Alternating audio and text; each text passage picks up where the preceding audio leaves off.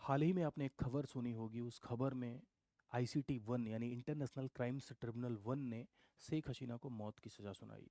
International crimes tribunal one की 3 सदस्यीय bench ने हत्या के लिए उकसाना और हत्या का आदेश देना जैसे गंभीर आरोपों में शेख हसीना को दोषी माना और मौत की सज़ा सुनाई। ऐसे में बांग्लादेश की ये मांग है कि भारत शेख हसीना को प्रत्यर्पित कर दे यानी सौंप दे। तो क्या भारत शेख हसीना को बांग्लादेश को सौंपेगा? इसी सवाल का जवाब आज हम ढूंढेंगे। और इससे क्या डिप्लोमेटिक इम्पैक्ट पड़ेगा, इस सवाल का जवाब भी ढूंढेंगे। तो मेरे भाइयों, स्वागत है आप सभी का। Welcome to all of you. बहुत बहुत नमस्कार आप सभी को। मेरा नाम है विपुल त्रिपाठी और मैं आप सभी के समक्ष आज इस बात पर डिटेल में चर्चा करूंगा कि आखिर भारत और बांग्लादेश के डिप्लोमेटिक रिलेशन पर इस वाकये से क्या प्रभाव पड़ेगा, और अगर भारत प्रत्यर्पण से इनकार कर देता है तो उसका क्या इम्पैक्ट पड़ेगा, शेख हसीना के पास आगे का क्या रास्ता है। तो जो लोग इस चैनल पे नए हैं, चैनल को सब्सक्राइब करें और अपने दोस्तों के मध्य शेयर भी करें। तो चलिए शुरू करते हैं आज की इस कहानी को। तो सबसे पहला सवाल अपना यही है कि ये जो आईसीटी वन के द्वारा फैसला सुनाया गया है, इंटरनेशनल क्राइम ट्रिब्यूनल का नाम आप लोगों ने सुना होगा। 2010 में इंटरनेशनल क्राइम ट्रिब्यूनल की स्थापना शेख हसीना सरकार के द्वारा ही की गई थी। शेख हसीना सरकार ने उस ट्रिब्यूनल को मजबूत बनाया। उस ट्रिब्यूनल का गठन इसलिए किया गया था कि 1971 में युद्ध अपराधों की जांच के लिए, 1971 में जो युद्ध हुआ था उसके युद्ध अपराधों की जांच के लिए उसका गठन किया गया था। और आज उसी ट्रिब्यूनल ने ये सजा सुनाई। ऐसे में क्या शेख हसीना को भारत के द्वारा प्रत्यर्पित किया जाएगा? सबसे बड़ा सवाल यही उठ रहा है। तो इस सवाल का जवाब यदि आप ढूंढना चाहें तो सबसे पहले आपको ये देखना होगा कि 2013 में 2013 में एक ट्रीटी साइन हुई थी, इंडिया बांग्लादेश ट्रीटी, जो कि एक्स्ट्राडिशन ट्रीटी थी यानी प्रत्यर्पण संधि थी। ठीक है। इस संधि के तहत क्या था? ये संधि के तहत जो अपराधी हैं, ठीक है, अपराधी के आदान प्रदान से रिलेटेड ये संधि थी। अपराधी के आदान प्रदान से रिलेटेड ये ट्रीटी थी और इस संधि के तहत अपराधियों को बांग्लादेश को सौंपा जाना है, संधि ये कहती है। इसका यदि आप एग्जाम्पल देखें तो 2020 में शेख मुजीबुर रहमान की हत्या के 2 दोषियों को भारत ने क्या किया था? प्रत्यर्पित किया था। तो क्या इस संधि के तहत शेख हसीना को भी सौंपा जाना चाहिए या नहीं? तो अपराधियों को सौंपे जाने में इस संधि का रोल है और इस संधि के क्लॉजेस को देखेंगे तो शेख हसीना को सौंपा जाना चाहिए। लेकिन इस संधि में कुछ एक्सेप्शनल पॉइंट भी हैं।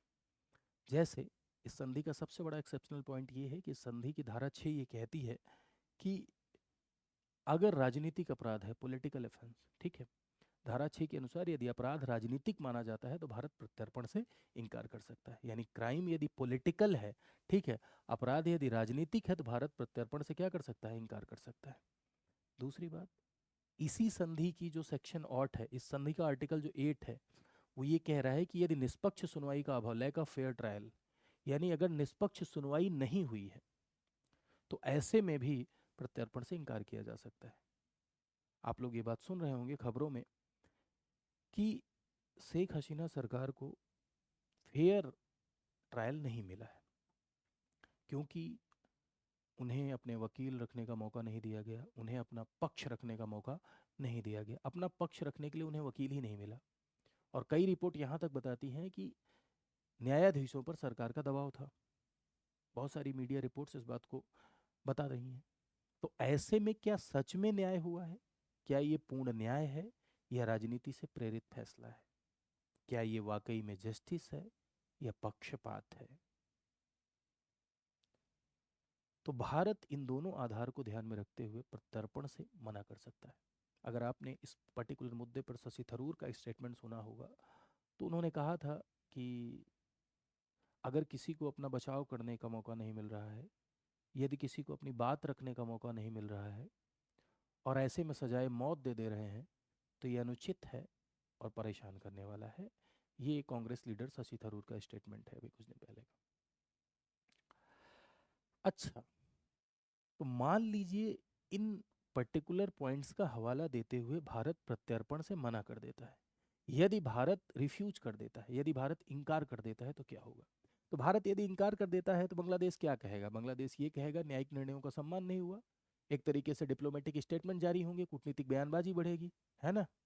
लेकिन संबंध नहीं टूटे, ये मत सोचिए कि संबंध टूट जाएगा। संबंध तोड़ना बहुत मुश्किल है क्योंकि बांग्लादेश में अगर देखा जाए तो ट्रेड और एनर्जी जो आपूर्ति है वो भारत पर निर्भर है ना। ऊर्जा और आपूर्ति, अ, व्यापार और ऊर्जा की आपूर्ति जो है भारत पे ही डिपेंड है। तो ऐसे में संबंध टूटने जैसा कुछ नहीं है ना। हाँ, हाँ, ये जरूर है कि एक तरीके से डिप्लोमेटिक बयानबाजी बढ़ेगी। इस बात के आरोप इंटरनेशनल लेवल पे लगाए जाएंगे कि भारत ने न्यायिक निर्णयों का सम्मान नहीं किया। ठीक है, थोड़े बहुत रणनीतिक बदलाव भी बन सकते हैं।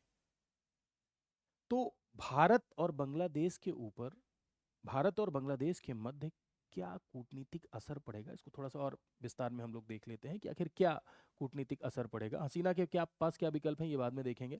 तो क्या है, सबसे पहला तो ये अल्पकाल में तनाव बढ़ेगा, शॉर्ट टर्म में तनाव बढ़ेगा। ये मत सोचिएगा कि लॉन्ग टर्म में तनाव बढ़ेगा, लॉन्ग टर्म में तनाव नहीं बढ़ेगा, क्योंकि भाई राजनीतिक उथल पथल बांग्लादेश नेपाल जैसी कंट्रीज में होती ही रहती है। और बांग्लादेश नेपाल जैसी कंट्रीज में अक्सर आप देखते हैं कि राजनीतिक उथल पथल चल रही है। ठीक है, तो इस समय की नई सरकार नाराज हो सकती है, आने वाली दूसरी सरकार की हो सकता है नाराजगी क्या हो जाए, समाप्त हो जाए।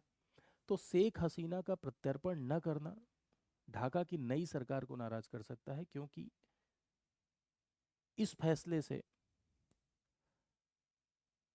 भारत और बांग्लादेश के बीच में इस समय की तत्कालीन सरकार जो बांग्लादेश में है उस पर असर पड़ेगा। और ऐसे में दोनों देशों के बीच में कुछ समय के लिए शॉर्ट टर्म टेंशन क्रिएट हो सकती है। दूसरा पॉइंट यहाँ पर लिखा हुआ है कि सुरक्षा सहयोग प्रभावित हो सकता है। सिक्योरिटी कोऑपरेशन में गेट अफेक्टेड। सुरक्षा सहयोग क्या हो सकता है, प्रभावित हो सकता है। तो सीमा सुरक्षा, आतंकवाद रोधी अभियान, रोहिंग्या मुद्दा, ठीक है, इन चीज़ों पर दोनों देशों के बीच में सहयोग बहुत ज़रूरी होता है। चाहे वो सिक्योरिटी को लेकर कोई समझौता है, रोहिंग्या का मुद्दा है, ठीक है, पलायन का मुद्दा है, या मान लीजिए सीमा से रिलेटेड सुरक्षा कोई मुद्दा है, तो दोनों देशों के सहयोग के बगैर ये चीज़ें स्थापित नहीं हो पाती हैं। ठीक, तो ऐसे में अगर राजनीतिक हस्तक्षेप बढ़ता है, पॉलिटिकल इंटरफेरेंस बढ़ता है, निगेटिव इंटरफेरेंस होता है, तो सुरक्षा सहयोग प्रभावित होंगे। दूसरा, आर्थिक संबंधों पर बहुत बड़ा असर नहीं पड़ेगा। आर्थिक संबंधों पर बहुत बड़ा असर इसलिए नहीं पड़ेगा क्योंकि दोनों देशों के हित जुड़े हुए हैं, है ना। बहुत सारी चीज़ों पर बांग्लादेश इंडिया के ऊपर क्या है, निर्भर है, जैसे ऊर्जा आपूर्ति। और ऐसे में अगर इन चीज़ों में रिलेशन खराब करने का प्रयास करेंगे तो उनका ही घाटा है ना। तो आजकल इस ग्लोबलाइजेशन के दौर में एक तरीके से देखा जाए तो जहाँ पर दो देश एक दूसरे पर डिपेंड रहते हैं बहुत सारी चीज़ों में, वहाँ आर्थिक संबंधों पर बहुत ज़्यादा असर नहीं पड़ता है। हमेशा देश ध्यान देता है कि कितना भी तनाव हो जाए लेकिन आर्थिक संबंधों पर असर ना हो, है ना। क्योंकि ट्रेड, बिजली, कनेक्टिविटी, ये सारी चीज़ें क्या हो जाती हैं, प्रभावित हो जाती हैं, राइट। अगला, चीन का प्रभाव। हाँ, ये एक बड़ा पॉइंट है कि चीन का प्रभाव बढ़ सकता है। यदि भारत बांग्लादेश से दूरी महसूस करता है तो चीन के साथ अपनी नज़दीकियां बांग्लादेश बढ़ा सकता है। और चीन के साथ अपनी नज़दीकियां जब बांग्लादेश बढ़ाएगा तो एक तरीके की स्ट्रेटजिकल टेंशन होगी, यानी एक तरीके से रणनीतिक चिंता का विषय होगा ये। दूसरा, भारत की लोकतांत्रिक छवि। अब देखो, मानवाधिकार का ये मामला है, किसी को फेयर ट्रायल नहीं मिला, है ना। तो ये एक तरीके से क्या है, अनडेमोक्रेटिक मैटर है। किसी को फेयर ट्रायल नहीं मिला, किसी को ह्यूमन राइट्स, किसी का वायलेशन हो रहा है, बिना पक्ष सुने मौत की सज़ा दे दी जा रही है। तो ऐसे में इंडिया का सपोर्ट इंडिया की डेमोक्रेटिक छवि को दिखाता है। तो इससे भारत की लोकतांत्रिक छवि क्या होगी, भारत की लोकतांत्रिक छवि इससे मजबूत होगी। दीर्घकाल में सामान्य हो जाएंगे संबंध। हाँ, ये भी है कि संबंध दीर्घकाल में, क्योंकि भाई देखो ऐसा होता है कि बांग्लादेश की राजनीति अक्सर बदलती रहती है, और बांग्लादेश की राजनीति अक्सर बदलती रहती है, और भारत और बांग्लादेश के जो संबंध हैं वो व्यापार पर निर्भर करते हैं, ठीक है, सुरक्षा पर निर्भर करते हैं, भू रणनीति पर निर्भर करते हैं। तो ऐसे में आगे चल के राजनीति बदलेगी, संबंध फिर से सामान्य होने की फुल संभावना है। ठीक है, अगला देखो इसमें पॉइंट है कि हसीना के पास क्या क्या विकल्प है। शेख हसीना के पास क्या क्या विकल्प हो सकते हैं अभी इस समय जो मौत की सजा सुनाई गई। सबसे पहला विकल्प तो उनके पास यही है भाई कि वो हायर कोर्ट में दावा कर सकती हैं। हायर कोर्ट में दावा कर सकती हैं यानी बांग्लादेश में दोबारा जांच यानी रिव्यू पिटीशन डाल सकती हैं, पुनर्विचार के लिए दावा कर सकती हैं बांग्लादेश की हायर कोर्ट में। तो सबसे पहला तो उनके पास एक विकल्प है कानूनी विकल्प।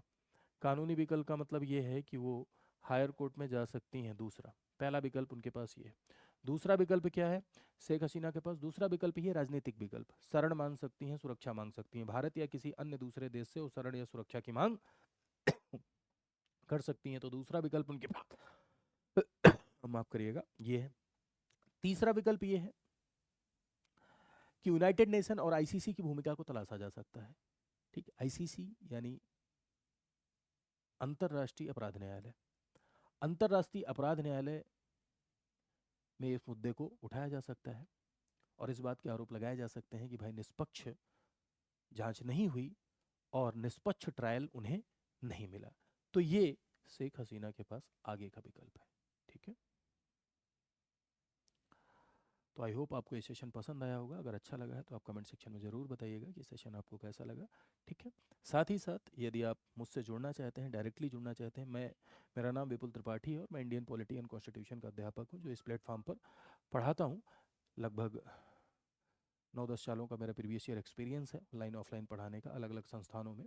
ठीक है, यदि आप मेरी क्लासेस का लिंक चाहते हैं, मुझसे पढ़ना चाहते हैं, या किसी भी प्रकार की जानकारी चाहते हैं, मुझसे जुड़ना चाहते हैं, या कोर्सेज से रिलेटेड कोई जानकारी चाहते हैं, मुझसे बातचीत करना चाहते हैं, तो इस टेलीग्राम चैनल पर आप मुझे फॉलो करके जुड़ सकते हैं। यहाँ भी आप मुझे फॉलो कर सकते हैं।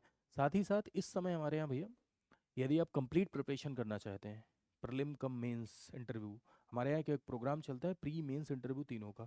यदि आप यूपीपीसीएस की प्रिपरेशन कर रहे हैं तो प्री मेंस इंटरव्यू तीनों के लिए एक प्रोग्राम चलता है और उस प्रोग्राम में ज्वाइन करके आप अपनी कंप्लीट होलिस्टिक वे में प्रिपरेशन कर सकते हैं। अगर आप उसको ज्वाइन करते हैं और प्री पास करते हैं तो पूरा का पूरा पैसा भी वापस आ जाता है।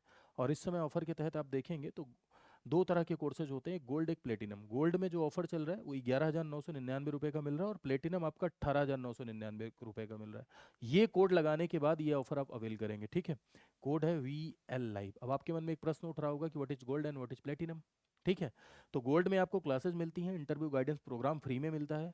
ठीक है, और मेंटोरशिप मिलती है, इंडिविजुअल मेंटोरशिप मिलती है। गोल्ड में 2 साल की वैलिडिटी होती है। लेकिन यदि आप प्लेटिनम ज्वाइन करते हैं तो प्लेटिनम में आपको 1100 प्लस घंटे की क्लासेस मिलती है, 4 साल की वैलिडिटी होती है, लाइव क्लासेस मिलती हैं, साथ साथ एक फाउंडेशन रिकॉर्डेड कोर्स फ्री मिलता है, एक एनसीईआरटी कोर्स फ्री मिलता है, एज वेल एज एक आपका प्रीलिम का क्रैश कोर्स फ्री मिलता है, एक मेंस का डेडिकेटेड कोर्स क्या मिलता है, फ्री मिलता है।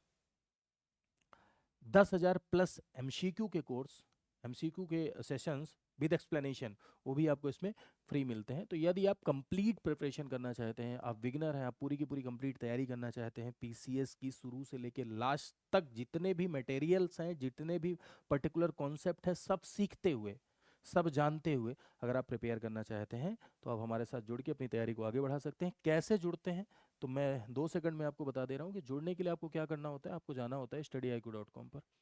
studyIQ.com पर आप जाइए, यहाँ पर गूगल पे जाइए और गूगल पे लिखिए StudyIQ, ऐसा एक पेज ओपन होके आएगा। ठीक है, फ़ोन पे जाएंगे तब भी ऐसा ही पेज ओपन होके आता है ना। अब यहाँ पर क्या करना है आपको, studyIQ.com पर जब आप जाएंगे तो यहाँ आपको जाना है और लिखना है state PCS. State PCS Uttar Pradesh की तैयारी कर रहा है, उत्तर प्रदेश लिखना, देखो सारे बैचेज आपको दिखाई पड़ गए। ठीक है, आरएम 14.2 ये मीन्स का डेडिकेटेड बैच है, आलेखन यूपीपीसीएस प्रीलिम का बैच है। ठीक है, ये सारे के सारे बैचेज हैं। यहाँ फीस आपको ज़्यादा दिख रही है, लेकिन अगर आप कोड लगाएंगे, क्या कोड लगाएंगे, कोड लगाएंगे आप VL लाइव। VL लाइव अगर आप कोड लगाते हैं तो ये क्या हो जाता है, ये जो फीस आपकी दिख रही है ये कम हो जाएगी, वही फीस हो जाएगी जो मैंने आपको अभी बताया। क्या बताया था, ये गोल्ड के लिए ये और प्लेटिनम के लिए ये। ठीक है, तो आज के लिए इतना ही। Thank you so much to all of you. खूब खुश रहिए, खूब स्वस्थ रहिए और तैयारी करते रहिए। मेरी शुभकामनाएं कि आप सब सफल हों और देश समाज के विकास का माध्यम बने। Thank you to all of you. नमस्कार, मिलते हैं नेक्स्ट सेशन में।